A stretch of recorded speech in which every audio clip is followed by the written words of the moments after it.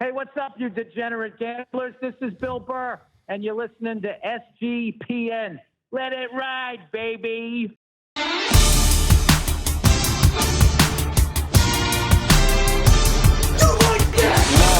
Cox. He's one of those guys who will get penetration.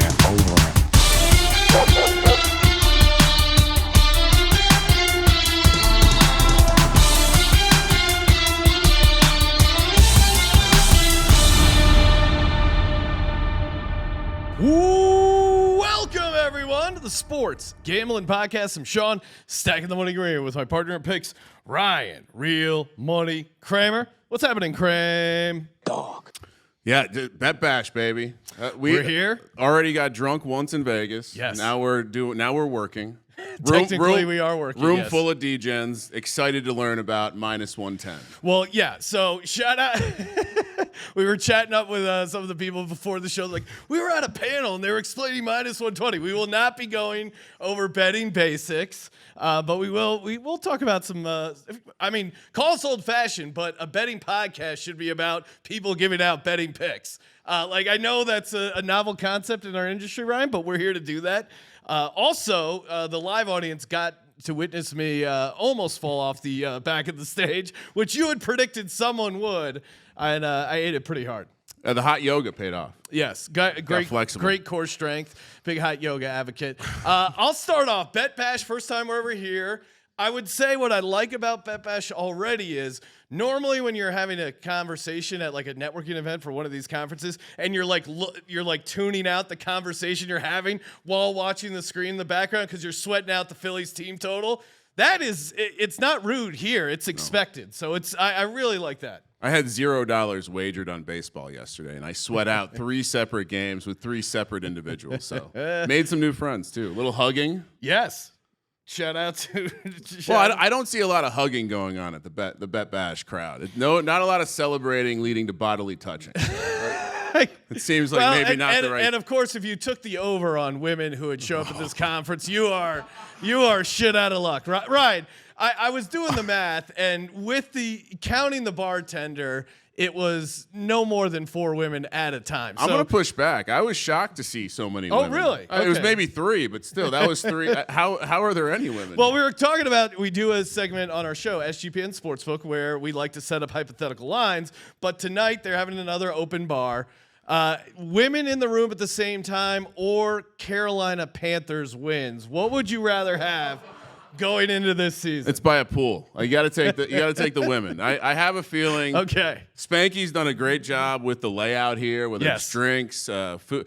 I have a feeling that will extend maybe into the view by the pool. So I'm expecting a little hired help, maybe. Maybe they'll have the VIP badge, but probably not looking to get any accounts from you guys. No. And Ryan, we've gone so long without having an account conversation. Yeah. If you guys want a free hat and or an account, come up to Ryan. He'll hook you up. It is a couple conversations where just trying to make friends. Hey, what do you? Most people here are betting a sport. They're cappers. They're good at something. And so, what do you bet on? Oh, no, I'm a mover. Okay. Well, what do you move? Oh, I'm gonna keep moving. I'm like, oh, okay. Well, right. That's perfect. I didn't receive his message, I guess. That sets us up for this week's edition of Real Men of Degens. SGPN presents Real Men of Degens. Real men of Degens. We salute you. Super mysterious guy at Bet Bash. I think we've all talked to at least one guy who I go, hey, what do you do? And he goes, I work in an office. With raising his eyes when he says office. Okay, you have a local PPH that you have 5 accounts. You're not James Bond. Where do they get off? I don't know. It's just great to interact with people, the shadowy figures lurking at Bet Bash. Well, especially because you would expect everyone here plays that game. Yeah.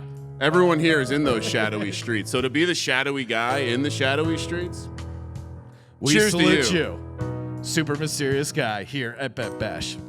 Although he's not in the. I did try to sell him on the live podcast, right? He didn't make it over. So oh, okay. He's got to take care of some. They do shake down some people. They do have a look.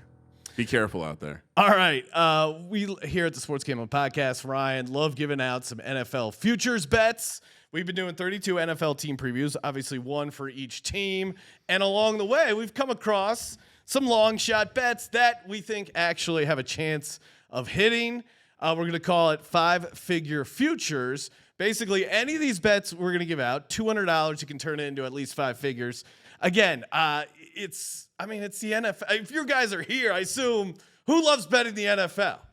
Oh, yeah. Man, I don't believe it. Everyone in this room loves it.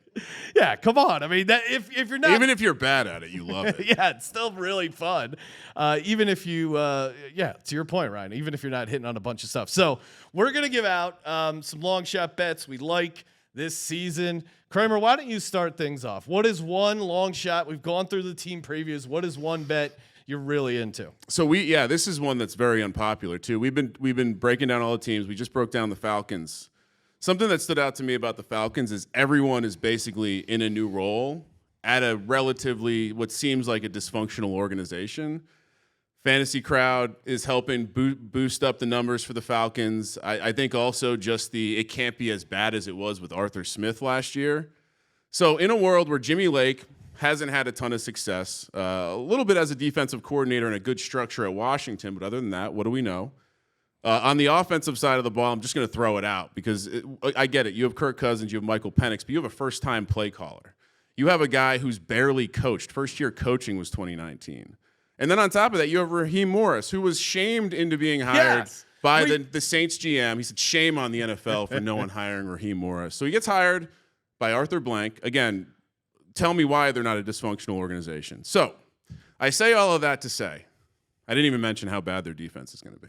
Well, yeah, they don't have any sort of pass rush. Raheem Morris, we know who Raheem Morris is. He's 21-38. So we're going to play the very tail outcome of the Falcons this year, which is everything goes wrong. They have the most losses in the NFL, 150-1. Let's go. Don't have to bet $200 to get to 5 figures on that one. No, you don't. And I think just kind of macro, when you're playing into these markets, obviously some of these are – in a best case scenario, we can hope that the price drops and we'll have positions to move on. But also, if you're paying attention, these markets change a ton in the. I mean, let's use Jared Goff as an example. Not on our list, but he was being traded at 60-1 to win the MVP pretty recently. He's down to 20-1. So I think there is a collective wake up. The folks that are firing into these markets aren't doing enough to move the number a ton early, and we've had some success here firing into these types of markets. So starting with the craziest of the crazy, the very popular Falcons, most losses 150-1. Sean? Well, I mean, I completely am on board with this one as well. No pass rushers. Like, to me, and that's at the Circa too, by the way. Yes. This is not like some funny offshore. No, price. This is something you could walk downstairs or even actually like literally 20 feet away. Do they have a kiosk? Very nice. I think they do have a kiosk right up here. But I feel like we know what we have with Raheem Morris. He's had 3 full seasons as a head coach. 2 of those seasons, 4 wins and below. What world am I living in where, it was great. All they were missing in a quarterback. Like, no, that was a pretty bad team on a lot of levels. They had the second easiest schedule last year, and they still only got to 7 wins. There's a world where this Falcons team just sucks. They lost Calais Campbell. I just don't understand who's going to rush the passer on this team. No Kyle Pitts fans in the room saying, no, this is his year. No, seriously. Kyle Pitts, draft him this year. And then you walk through their schedule, Ryan. It is pretty brutal. I mean, at home against the Steelers, that's an Arthur Smith revenge game. Mike Tomlin, very good in opening day. Then you go at Philadelphia at Monday night. I don't know if you saw, but our boy Nick Foles, Kramer. Obviously, I'm a diehard Eagles fan. Nick Foles retiring. They're going to be honoring Nick Foles on a Monday night, and you got to go against Kirk Cousins in prime time. That's a great spot. Then, for the Eagles, not for the Falcons. Then home games against the Chiefs, home games New Orleans, Tampa Bay. Like this is a brutal. I don't know. I think their schedule is underrated, especially with all the moving parts. Well, and to the folks who will point out that they're favored in 13 games, something like the majority of those are basically coin flips in between 3. So I do think, once it starts, these numbers will shift. And again, let's ride the tail outcome here. Yeah, I think if it goes bad, it could go really, really bad. But when was the last time you saw Kirk Cousins upset or even annoyed? Like, they signed him for all this money. He left Minnesota because they didn't want him. And then as soon as he gets to Atlanta, they draft Michael Penix. And he's putting out reports through his agent about how he's upset. Like, that just doesn't seem like a great start to the season. Yeah. No chance first coach fired, Raheem Morris? Well, again, once Urban Meyer got fired for, Yeah, he's one of those guys who will get penetration. Urban Meyer, of course, little dance floor hijinks. He really set the bar of, I always thought a first-year head coach always got to the end of the season. Not but Raheem Urban Meyer really paved the way for guys like Raheem Morris to get fired in their first year. So, yeah, in on the Falcons, most losses, 150-1. Again, I'm looking to fade the Falcons in general. But, again, what do we move the price to here at the Circa after the show? No, I assume everyone's going to go down and bet. Yeah. So, what, 125-1? The CLV is all right right, in front guys, of us. we'll look up the rotation number. We'll all go at once. They won't be able to move it on everyone at the same time. Ryan, this one has, and I've had a drunken conversation. I feel like this is, if you go to a conference, like, what's your opening line? My opening line is talking about this Tennessee Titans team, in particular, their passing game. Ryan, we are much higher than market on the Titans, but in particular, their passing offense. Will Levis to have the most passing yards in the NFL, 70-1. Oh, that's crazy. But you can still get 100-1 at DK. Really? Right now, yes. Really? Yes. Oh, okay. All right. Oh my God! But Circa has 70-1. Circa has 70-1. So again, you're here, but you probably know a guy who's DraftKings, or if you got DraftKings. I mean, we're preaching to the crowd, right? And these guys, they have outs, they have opportunities. So maybe even 100-1. First off, let's take a look. They brought over the offensive coordinator, Callahan, from the Cincinnati Bengals. So they're going to be running a similar type offense. And you look at the success that the Bengals have, and it's not crazy to project on the Titans. The counter is, oh, well, Will Levis, he's not Joe Burrow. He doesn't have Jamar Chase. I do think, having DeAndre Hopkins and Calvin Ridley, Chigozimo Okonkwo throwing to the running backs out of the backfield, even Tyler Boyd in the Tyler Boyd role in Tennessee, I think it's going to make this passing offense pretty interesting. What I would look at is, instead of going, oh, well, he's no Joe Burrow, is Will Levis maybe a Jake Browning? I think what I saw out of Jake Browning in that Bengals offense when Joe Burrow was hurt, I mean, he started, 7 games? He had 300 yards or more in 3 of those games. Like, this offense, even if you don't think the Titans are good, this offense is set up to throw for a bunch of yards. You're playing a bunch of dome games, warm weather games. I mean, obviously Tennessee, pretty favorable, but then your division, the AFC South, Jacksonville, and then 2 dome teams. You're going to be in some situations where you're going to be able to throw the ball, even late in the year. Will Levis may get a little bit of a jump, and I mean, we'll see. DeAndre Hopkins dealing with a knee sprain.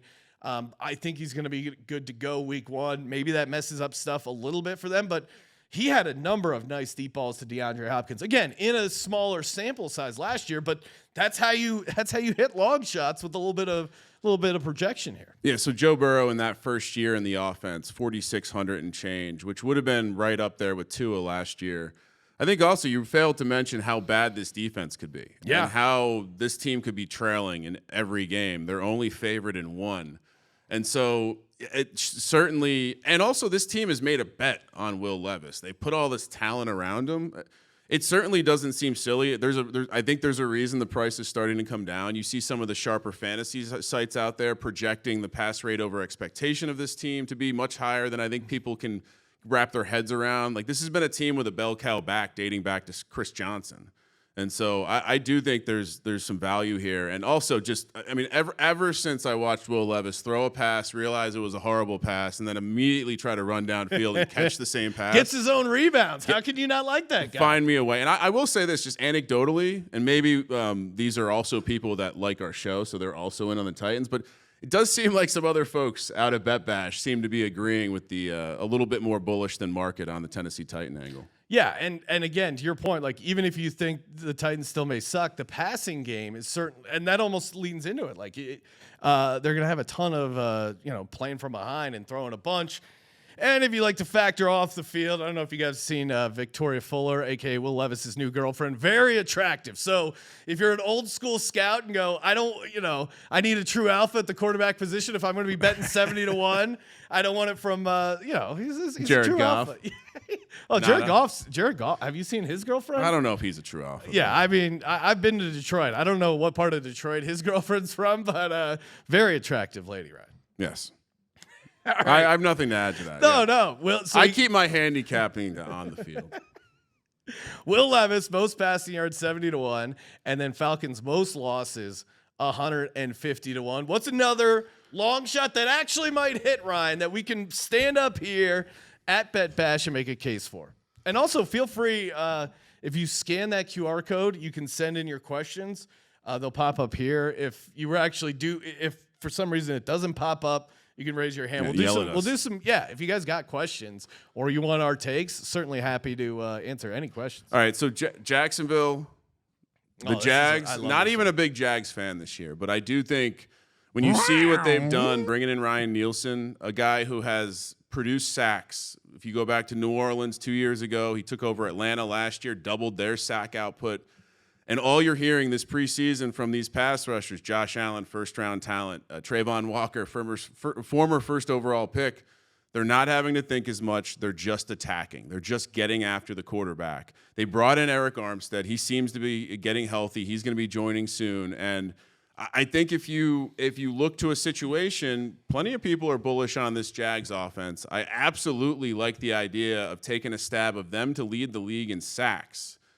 Again, you look historically, he led a Saints team to 48 sacks. He doubled the Falcons from 21 to 42. That's crazy. The sack leader tends to be in the 54 to 56 range. So a little bit of an uptick. Hey, a lot more first-round talent on this defense, and maybe some advantage spots in terms of the offense scoring some points for you. So Jacksonville, a.k.a. Saxonville, to lead the league in sacks, 50-1.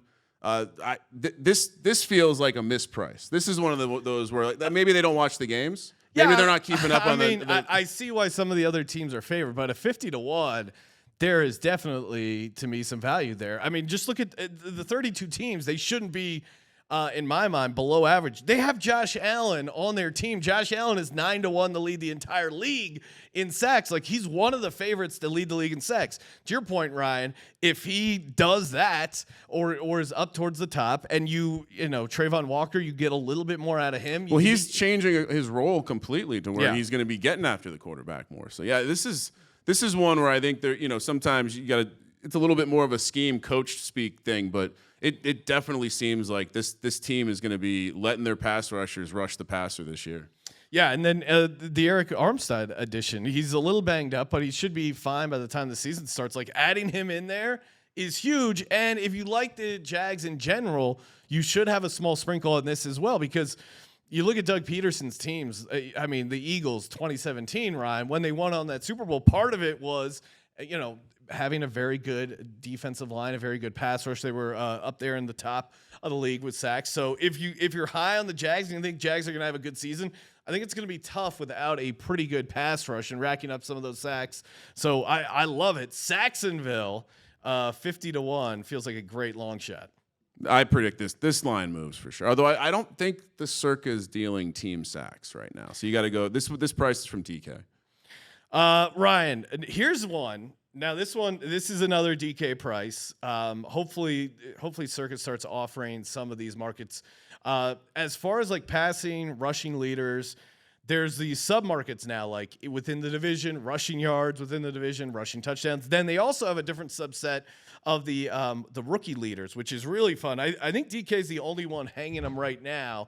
Right now over at DK, Jalen McMillan, most rookie receiving yards is 80-1. To me, that is crazy. One, you already have Baker Mayfield raving about him. He's essentially came into camp and won the third receiver spot, so he's going to be out on the field a tremendous amount of time. You have next to him Chris Godwin and Mike Evans, both veteran receivers who, getting up there in age, it's not crazy to think one of them get a little banged up, and that even leads to more Jalen McMillan opportunities. And you look at just the fact of the coverages he's going to have to face. I mean, I think a big part of Puka Nacua hit the ground running, shocked the world with his crazy amount of rookie receiving yards. But I do think learning from Cooper Kupp, the games where Cooper Kupp was out there drawing away some of the pass coverage towards his side, I think creates opportunity. So I could see a similar strategy here for Jalen McMillan. And you look at the Dave Canales offense, right? The former offensive coordinator for the Bucs that left for the Carolina Panthers. What did he love doing? He loved being super efficient with the running game. Like he would just run first down, run second down, pass on third down, putting them in not good spots. If we start with this new offensive coordinator throwing on first down, throwing in favorable setups, like that's going to create a ton of opportunity for passing yards. And a guy like Jalen McMillan popping here, I obviously Harrison Jr. and Neighbors should be the favorites. But after that, I think you could make a case of any of these long shots popping their head up.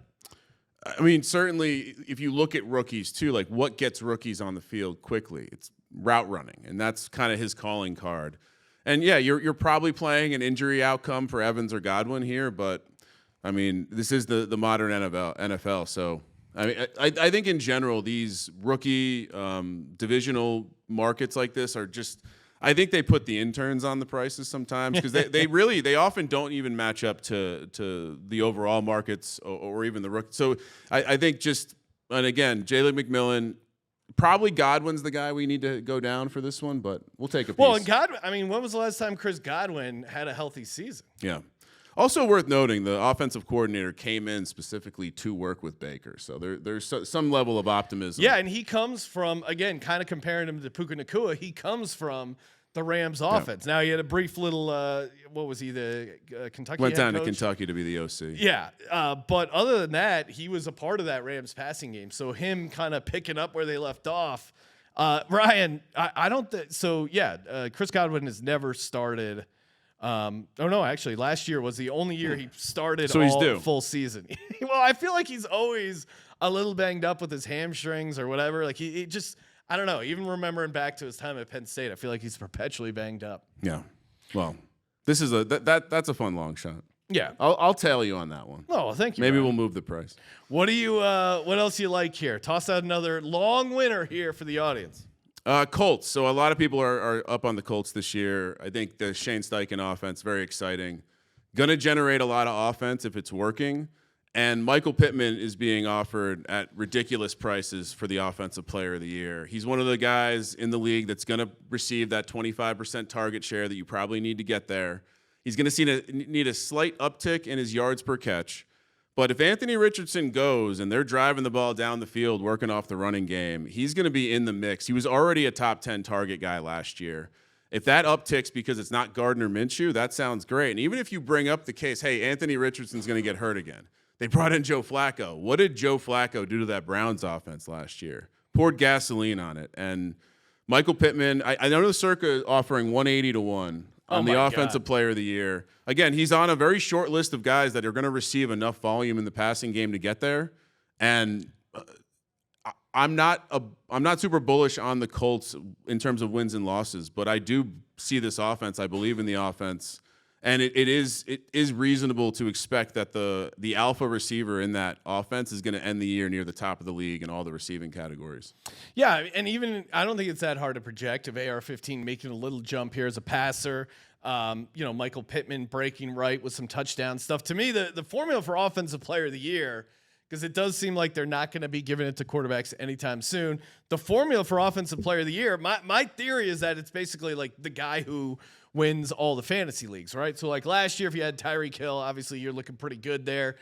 Christian McCaffrey perpetually in the mix there for Offensive Player of the Year, already dealing with a little bit of injury there. But, Pittman and that offense, to your point, Ryan, you need a massive amount of targets to get there to rack up that volume. So Pittman having 30% target share and racking up a ton of stats makes a ton of sense. And, yeah, in terms of that pass rate over expectation, Steichen and the boys are on that list. Yeah. All right, Ryan, They like that. They liked it so much. They're trying to beat you guys down to the window. Right? That's fucked up. We agreed as a group that we were going to do it together. They're out. Yeah, come on.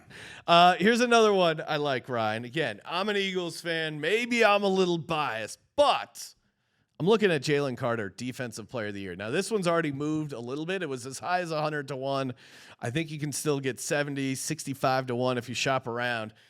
Jalen Carter started off the season incredibly, incredibly well, kind of hit that wall there. I mean, Matt Patricia's defense, like, no one on the Eagles knew what they were doing. It was a complete shit show when Patricia took over.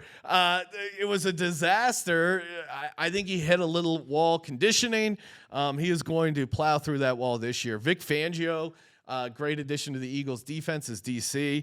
And the Eagles put out a video. All his, advanced metric stuff, like quickest to the quarterback, some of the hit stuff, all that stuff that he was known for. And at Georgia, you're already seeing early on in his rookie year, and you look at the pedigree, usually to win Defensive Player of the Year, it's a guy who was a top 15 pick in the draft. There's an aspect to that. So he fits that, him making a leap from year 1 to year 2 with no dominant defensive tackles like Aaron Donald, or at least, he's got to beat out some of the other guys like Garrett, TJ Watt are obviously the favorites. But if Jalen Carter can get a couple of those sack numbers up, and I do think they will get some sacks this season, him at Defensive Player of the Year, 65 to 1. Sign me up, Ryan. No thanks. Really? I mean, he's got that get off. We know about that on and off the field. But how he's dare quick you, off Ryan. the line. How dare you? We'll see. Maybe he can finish the year this year.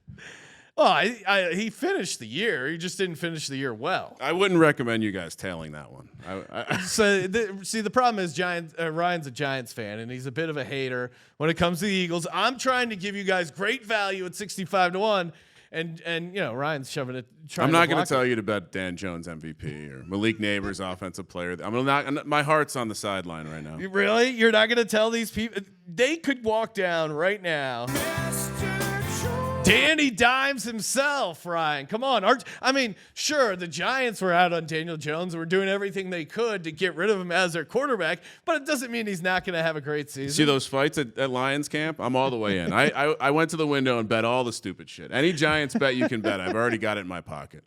But I'm not going to tell anyone to tail them. They're shameful. They're hidden away in an envelope that's sealed. They're not even touching the other NFL futures. I've got them in isolation. You have a separate envelope for gross NFL futures? Just the Giants ones. Okay. I'm even self-aware. You have a little Homer envelope here. Do not open unless if I can everything goes right for the Giants this season. You're going to give me 250 to 1 on Dan Jones MVP. I might take it. All right. I'll give that to you. All right. You want to book it? All right. So one more. Yes. For those of you who aren't aware, Mr. Jim Harbaugh, big fan of running the ball. He's now the head coach of the Los Angeles/San Diego Superchargers. They brought in Gus Edwards to be the running back, as he has been in the past for this offense over in Baltimore. And they're listing him at 70 to 1 to lead the league in rushing touchdowns. How many did he have last year? 13? Coming off a 13-year season. So, you exclude, essentially we think the leader, the 14, 15 touchdowns there, assuming there's not some sort of outlier. He's going to be the goal line back. The team gave J.K. Dobbins like $50K guaranteed. He got $3.5 million. I know there's a rookie involved, but I see no version of this offense where he's not the goal line back. If you at all think they're going to be involved in games and their offense is going to be good enough to be pushing the ball down the field into the red zone, you have to love this price at 70 to 1. Again, this feels like we aren't sure of the depth chart, so we're willing to list this deep. But it's a Harbaugh-led team. It's a guy who has proven he can score double-digit touchdowns in the offense he's going to be operating in. And yes, they drafted that running back Kamani Vidal, but I don't think they're going to be using him near the goal line. Herbert, especially now that he's dealing with the plantar fascia, I don't think you have to worry as much about him snaking away some rushing touchdowns. I would imagine they're going to be hesitant to do like some QB sneaks at the goal line. The worry is they're just going to suck. Yeah, and that's probably driving most of this price. But I think there's a world where they're.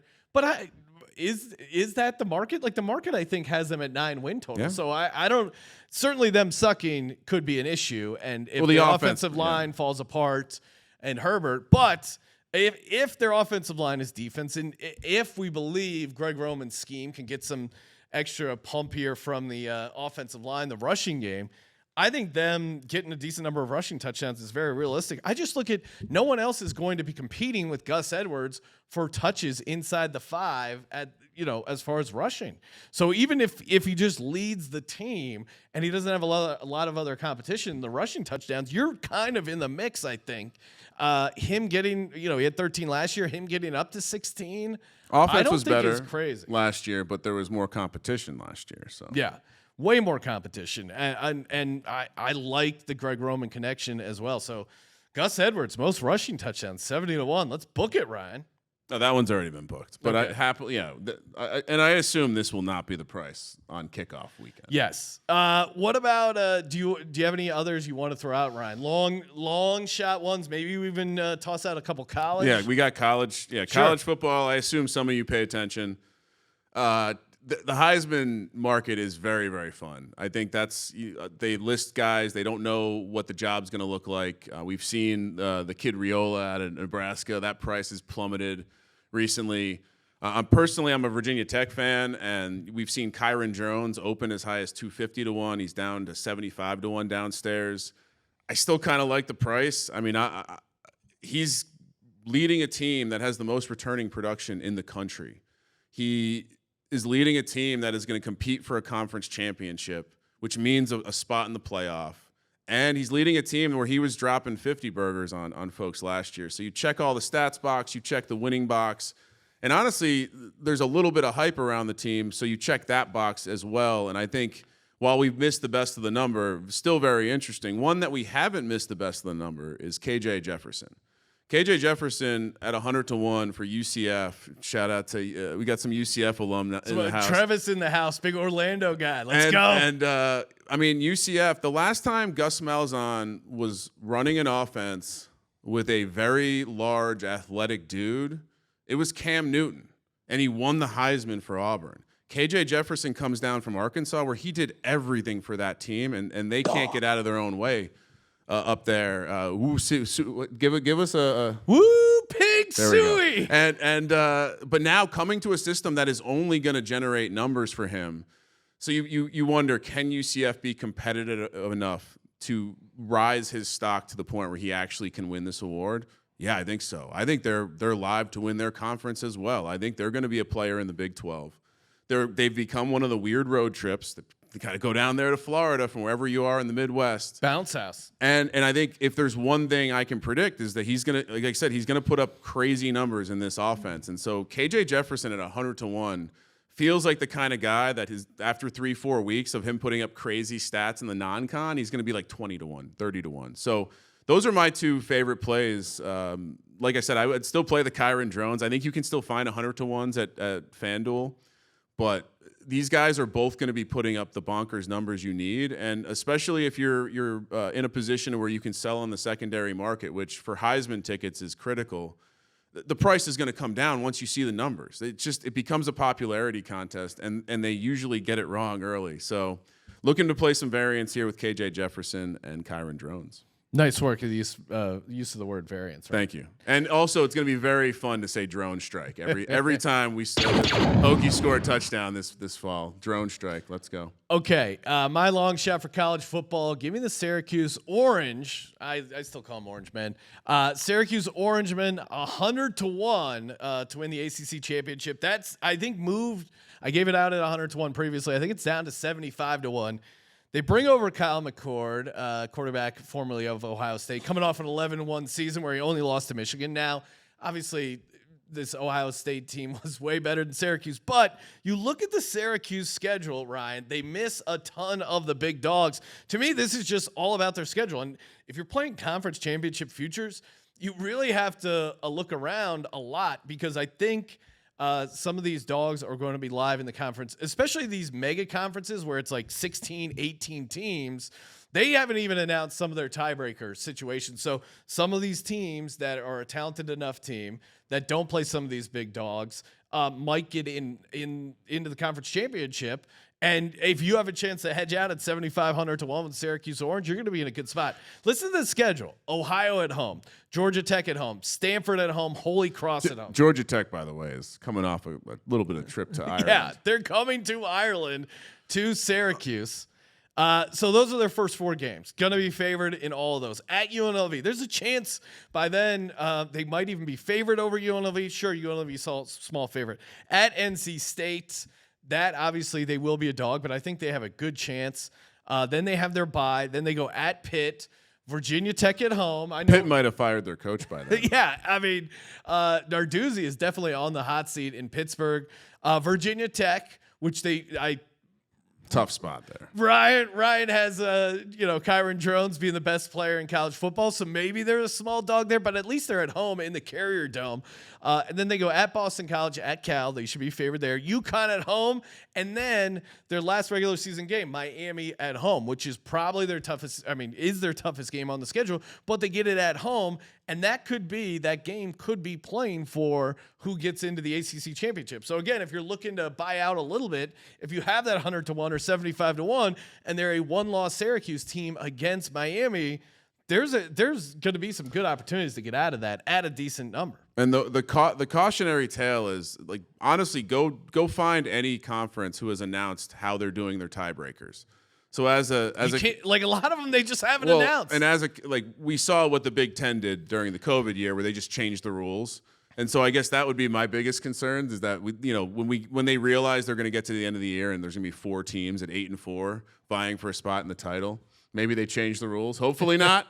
Well, Syracuse has all those journalist alum in the communications school. Maybe they can sway the vote. Well, that's what the Big Ten did in 2020, where they're like, holy shit, Ohio State's not going to be our winner. All right, we got to change the rules. This is not working for us. So yeah, that's my long shot in college. Gave you some long shot NFL.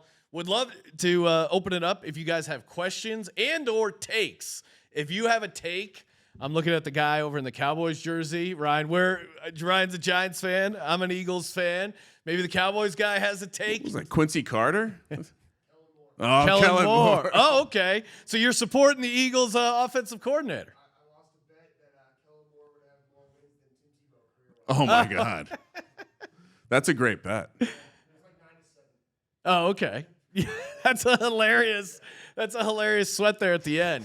I Googled Tim Tebow recently. I forgot all the weird stuff he got into. Like he was playing for the Mets for a while. It's like, Tim Tebow, who are you kidding? But yeah, I mean, I understand why Tebow, he's obviously like big religious guy, but if you can't throw the football and you still are somehow an NFL quarterback, I'd be pretty religious too. Like if I somehow ended up in the NFL, I'd be like, yeah, someone is working in mysterious ways because there's no reason Tim Tebow should be a first-round pick. Well, and just for him to be the alpha dog on those Florida teams, like if you've done any of the viewing of the history of that period in Florida, there were a lot of crazy motherfuckers on that team, and Tim Tebow was the leader. Urban Meyer's like, we need someone to balance out Aaron Hernandez. Oh, okay, Tim Tebow. Can you imagine those just hanging in the dorm? Tim Tebow, Aaron Hernandez, Reggie Nelson. They must have been, and especially Miami at that time. Tim Tebow really wasted. He was in Florida, but Gainesville even. I mean, Tim Tebow really wasted a lot of off the field opportunities there. Being a Heisman could have blessed Trophy a lot winner. of people. A lot more Tim Tebows out there. All right, any questions? Any hot takes? Just come on. We're here to talk NFL, talk gambling. Travis, I'm sure you have a. What's one NFL future you like? Oh, look at that. Put him on the spot. Come on. You're at a betting All conference. Right, you got to have one. We got some backup material. We're going to explain how -1. No. We got a question. Oh. You like Tua, most passing yards? Yeah, I mean, him to run it back. He did have the most last year. People seem to have forgotten that already. Yeah, I mean, look at that offense. Like, I know in their heads they're going to be like, oh, we'll try and run the ball more. And, really, there's still the Dolphins, right? And you still have Tyreek Hill and Jalen Waddle. You don't really need a ton more. Ryan, we got a question courtesy of this anonymous message board. Ooh. What do you like most, assuming all are -110, Ryan? Interceptions leader, over under 17.5 total interceptions. Passing touchdowns leader, over under 39.5. Sacks leader, over under 18.5. So all things being equal, which of those markets are you most intrigued by, Ryan? We've had so much bad quarterback play. I'm tempted to say the sacks number. The other two numbers felt a little higher to me in terms of I would go sacks. Oh, over on the sacks? Yeah, I mean, with the passing touchdowns, we're having this weird inflection where I don't really know if I want to bank on that. We did have an outlier year. Maybe the price is a little bit lower. And the sacks number, I mean, what was it? 17, 18? Sacks were 18 and a half. Because I feel like I saw someone to set the record, the sacks record prop, which would be 4 sacks over that. And that was like only a plus 250 or something silly like that. So I would go sacks. I think there's a number of guys. We're in a time where you have all these alpha pass rushers, especially some on teams that are going to see advantage spots leading, certainly. And then there's always like TJ Watt. So TJ Watt stays healthy. He gets there by himself. Yeah, TJ Watt had 19, and then our buddy Josh Hines Allen, which he's been going by that instead of just Josh Allen, and Hendrickson tied for 17 and a half. So you would have only cashed because you had the TJ Watt over. I would have cashed. Yeah. It's close though. I like. There's no only cash. It's not hand grenades. It's either a yes, no. My favorite one of these, I would go interceptions leader over under 17 and a half. We had 2 guys go over it last year. I think 17 and a half is a very doable That's number. a quick aside too. There was the Brock Heward and someone do a coaches show in Seattle where they had McDonald on and they were talking about Sam Howell and it was not positive. And so we're a Geno Smith injury away from Sam Howell getting to try to run it back and snatch that interception crown. He got way over that number last year and they kept taking him out too. So yeah. And Ryan, well, actually, so yeah, I think this is a good time to talk about one of the other long shots we recently gave out for most interceptions thrown. I do think Kirk Cousins, and I'm just double checking the price here, but Kirk Cousins at 50-1. I love that to lead the league in interceptions. Like he's had year before his last full season, he had 14 interceptions, which you're only a couple off. You look at he's dealing with all new receivers, all new offensive situation, all new head coach, new city. He doesn't know where to get his grills. Although, well, if you don't know, he's living in the city where his in-laws live now. Yeah, so that sounds like a huge pain in the ass. You're dropping back to pass, and you're like, oh fucking A, I got to pick up the crock pot at my in-laws. That's got to factor in somewhat, right? Yes. I mean, really though, don't you like that? You like that? Kirk Cousins to have 17 interceptions? I don't think it's crazy. And going back to why I like, I feel like Penix is in if he's doing that bad. That would be my only. I don't think so. I think because they have to play him both years. So the only way I think Michael Penix gets in is via injury. You can't if you bench Kirk Cousins. Then what do you do with his contract next year? You can't. Send him to the moon. All right. Yeah, I mean, I like that as an idea, but he's coming off a 14 interception season in 2022, and that's when they were very good. They were 13-4. So if he has a new and he was in year 6 of that offense, or year 6 at Minnesota, and a lot of continuity, and Justin Jefferson. Now Drake London, who the market just assumes is going to be as good as Justin Jefferson. That's going to be super interesting to see. I'm very skeptical everything is going to work. He's 36 years old. He's coming off an Achilles injury. We kind of hit on these on why we like Falcons fewest win, but if we like Falcons fewest wins, which I do at 150-1, I think you got to sprinkle Kirk Cousins interception leader at 50-1 as well. Remember that time he kneeled instead of spiking the ball? That was the highlight. As an Eagles fan, that was a highlight of the Chip Kelly era. Chip Kelly, you want to talk about hanging out with your in-laws. I was at my in-laws watching that game on Christmas when Kirk Cousins accidentally kneeled instead of spiking the ball before halftime. I stood up and yelled, "Fuck yeah," which scared everyone at Christmas. And then classic Chip Kelly. They were on the 8-yard line. They could have easily gotten a field goal there, at the very least, probably even a touchdown attempt. And he ends up kneeling it, running the clock out, and Chip Kelly, the Eagles, still end up losing that game. Ryan, it led into the infamous game. If you're a regular listener to our show here, My dad and took our whole family to go see. I think it was Chip Kelly's last game. It was a Monday night game against the Arizona Cardinals. Who was it? David Johnson went off, had like a crazy fantasy game. Anyway, we got destroyed by the Arizona Cardinals on Monday night, and we took like an hour and a half party bus down, and then on the way back, my dad's just hammered, yelling, "This loss hurts us all," for a good like 90-minute drive back. So, long story short, Sounds like it still hurts. Kirk Cousins, most interceptions, 50-1. Love it. All right, so Travis, we put you on the spot. Who else is ready to share one NFL take? Come on, you can't come. There we go. You can't come out here without an NFL take. What do you got, sir? I like the Chiefs under 11.5 wins plus money. It's like plus $110. There you go. Fade the Chiefs. And maybe have a little Super Bowl hangover. And they got to 12 or better several years in a row. And they didn't get there last year. I don't see them getting there this year either. Yeah, I mean, we're our Chiefs team preview is coming up, but it's going to be tough, I think, to get over that 11.5 wins. I mean, L'Jarius Sneed, not having him. If you remember last year, like why they did well in the regular season and even a lot in the playoffs was defense and running the ball. I think that defense might not be able to carry them quite as much, even if Mahomes has a little bit of a bounce back year. We'll see how long Rashee Rice is out. I mean, he was a big part of their offense. We're just kind of assuming it's going to be okay with Hollywood Brown, Travis Kelce, aka Mr. Swift over there. I think he could be a little distracted. He even admitted it's just the regular season. So I don't think they feel like they have to do much. And if you're not super high on the rest of the teams in the division, they could easily win the division 11-6, 10-7, and not really sweat it. Yeah. And they do seem like they are completely content working shit out in the regular season.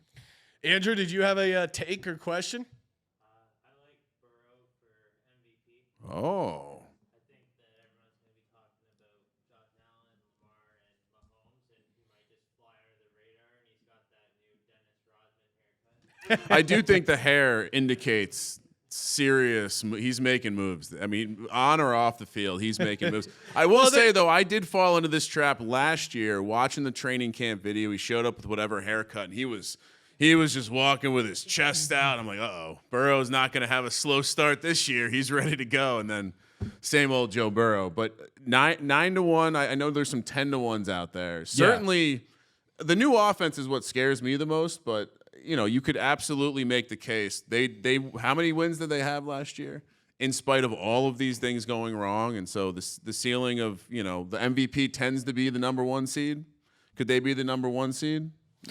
Yeah, 100%. I mean, again, if the Bengals are the number 1 seed in the AFC, he's definitely going to get it. If that's the case. And also too, like again, when looking at these awards markets, they're dying for it to be someone besides Lamar Jackson, Patrick Mahomes, or Aaron Rodgers, who you got to go back to 2017 when someone won it besides those 3 guys. So I think there is a lot of the narrative for either Josh Allen or Joe Burrow is really, really easy. And going back to the MVP, the MVP, we figured it out. It's basically the number 1, the quarterback of the number 1 seed, either in the AFC or the NFC. So again, when you're shopping, I would definitely compare those. Like, I don't know off the top of my head what Cincinnati is to be the number 1 seed, but if they are the number 1 seed in the AFC, it's tough to imagine. Plus 650. Plus 650. So maybe you do just play the Joe Burrow MVP, because I would like Joe Burrow's chances against the NFC number 1 seed MVP quarterback. Yeah, Jared Goff versus Joe Burrow with that haircut. No fucking. And Jared Goff does make sense too. Just if you compare the odds of Jared Goff versus the odds for Detroit to be the number 1 seed, I think he is probably priced a little too long. We were actually talking to Derek about that. It is funny if you're talking to Derek like Lions stuff, because he's a huge Lions fan, but also he owns a sports book. So when they were doing well and they were having to pay out a bunch of Lions bets, you can imagine he's pretty torn, Ryan. Well, he does that thing where he's like, I'm happy, but we don't need them to win this game. Yeah. Well, there's a little positive if my Lions end up losing this game. But yeah, I totally see the case. The narrative 100% will be there. All right, who's got another NFL take? No more NFL That's a takes? sign. They want to get to the window. The list is long enough. Yeah, Yeah. sure. Oh, comeback player of the year. Now that we know, again, They did announce, the NFL. I'm still so mad. How does DeMar Hamlin not win? He literally died. I get it. Joe Flacco had good 5 games, but coming back from death is the ultimate comeback. I think a lot of voters. People have started religions based on people coming back from the dead. Right? Come on. I think a lot of the voters must also be parents because Joe Flacco came back from having to take care of his kids every day. That was very, very relatable. So odds for comeback. Well, they did announce that they're no longer going to entertain sucking as a reason you can win comeback player of the year. So I think Joe Flacco maybe would be ineligible going forward. Well, Ryan, your buddy Daniel Jones qualifies for both sucking and injury. He's 16-1. Aaron Rodgers is super short at +125. Going back to it's a vote thing. Like I think Aaron Rodgers would definitely have trouble getting MVP. I think the media is like kind of annoyed at Aaron Rodgers, rightfully or wrongfully so. But him for MVP, I think maybe they would be a little more forgiving on the comeback player of the year. It's certainly a good story. These awards obviously do lean to quarterback, even with comeback player of the year, as we saw with Joe Flacco. Who's jumping out at you for this market? Right? But I would say though, like when you look at this market, the top of it has Aaron Rodgers and Joe Burrow, which to me they're more in the MVP conversation, which that's the other thing excludes them from this in a way. Kirk Cousins is in there with Anthony Richardson, kind of on a tier. Okay, both those guys make a little bit of sense as the chalk. Nick Chubb, I just come on. Like when's he gonna play? That one's a little hard for me to buy. Dan Jones at 16-1, very easy as a Giants fan to see that as a good price. But then you keep going down the list. It's like, what is Sam Darnold coming back from? Sucking. Kyler Murray already came back. He played half a season. Deshaun Watson. You want to talk about a guy the media is not going to vote for? Deshaun Watson. I'm not touching Deshaun Watson. Yeah, it's the comeback player of the year, not the. You have to know when to come. Just in case they didn't get where we're going. But keep going down the list. It's like Russ Wilson. What is Russell Wilson coming back from? What is Justin Fields? I think it's very easy to exclude a ton of these candidates. Bryce Young, what's he coming back from? Being short? Yeah, I just don't understand any of these. So we exclude all these, and so you're basically sitting at a market where do you like Anthony Richardson, Dan Jones, Kirk Cousins, or Nick Chubb? Yeah, I think to me, AR-15 at 6-1 would be the play because I could see a version where he has a really good season, not good enough to be the MVP, but where they want to reward him. That comeback player of the year is like a nice middle, and it's a fun story. But Kirk Cousins, maybe. I guess I'm just so out on the Falcons. So much of the media feels bad for Dan Jones. I think there would be a sympathy vote here. There's so many people that he's dragged through the mud. All right. Anyway, we're talking about Daniel Jones, aka Vanilla Vic. This time. All right, we got to go, Ryan. We got to get down on some preseason NFL action. Thank you, everyone, for coming out. Appreciate it. Hopefully, you guys subscribe to the podcast if you haven't already. We got a bunch of hats to give away if you want a free SGP hat, and of course, thank you for participating in the Sports Gambling Podcast. For the Sports Gambling Podcast, I'm Sean, stacking the money green. He's Ryan. Let's go watch some football. Kramer, let it ride. Their eggs are expensive. I